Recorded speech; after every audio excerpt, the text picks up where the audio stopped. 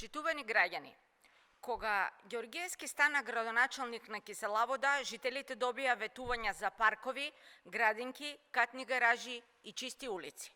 Денес, скоро 4 години подоцна, општината е презадолжена, покриена со смет и задушена од бетон, а ветувањата останаа само на хартија. За 1 година и 3 месеци долгот на општината се зголеми за 40 милиони денари, достигнувајќи до 146 милиони денари. Од долговите не се видоа ниту нови улици, нови паркови или подобар живот. Наместо тоа, од буџетски средства се исплаќаат пријатели, роднини и партиски активисти. Најмалку 100.000 евра од општинските пари завршија на сметки на блиски луѓе на Ѓоргиевски. Со пари на граѓаните, тој си ја купува довербата и поддршката, тера лажен пиар и промоции. Со десетици авторски договори со нему блиски партиски кадри и медиумски пропагандисти на ДПМН, Ѓоргиевски е пример како не треба да се работи.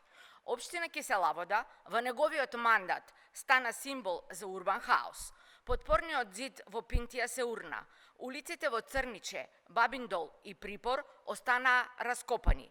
Планираните мегапаркови и катни гаражи никогаш не се реализираа.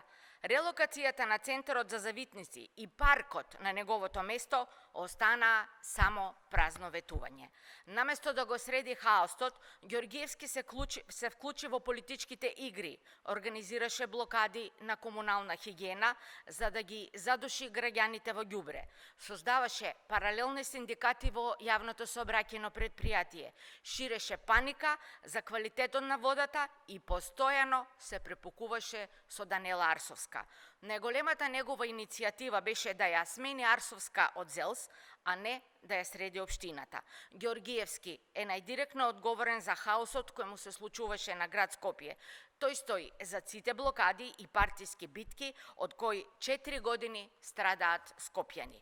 Ѓоргиевски ветуваше десетици проекти, но реализираше одвај 20% од нив. Ги изневери граѓаните на Киселавода, а сега им се нуди на скопјани со истата празна реторика и истите партиски шеми.